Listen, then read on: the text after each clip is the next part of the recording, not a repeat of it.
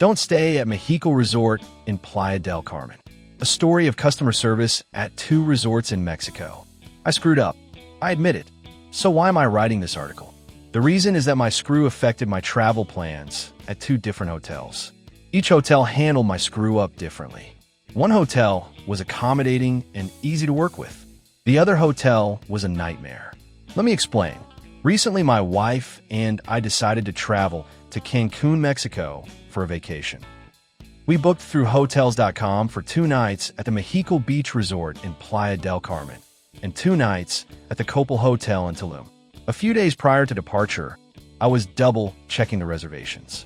I had booked for the wrong dates. The reservation at the Mahekal was still cancelable, so I canceled it, or so I thought, and booked the correct nights. Unfortunately, I had to cut the reservation short by 1 night. The Copal Hotel was more problematic. The reservation, if canceled, was not refundable. I immediately called the Copal Hotel.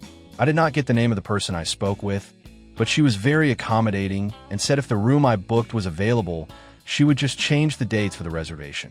She even said if the room we booked was not available, she would make the adjustment if any room was available. Within 24 hours, I had confirmation by text and email that my reservation had been changed. Thinks all was good. We jumped on the plane and headed to Mexico.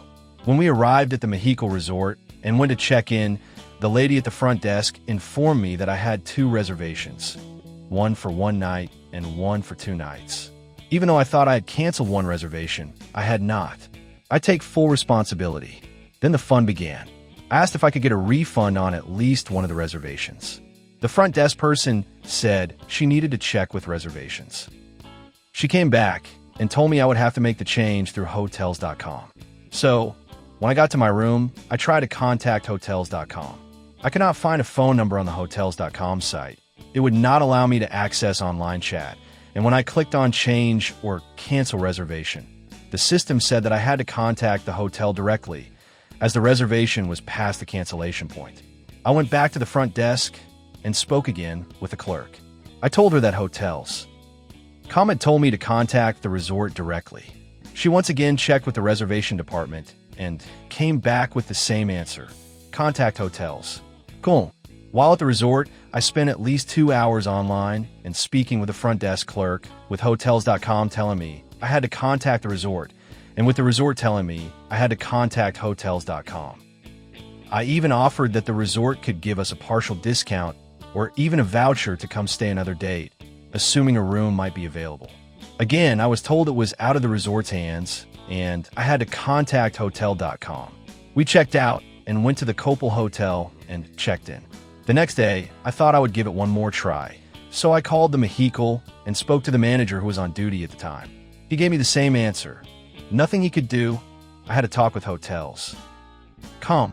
I even made the same proposal to this manager. Give me a night or a couple of nights in the future, and I would come back.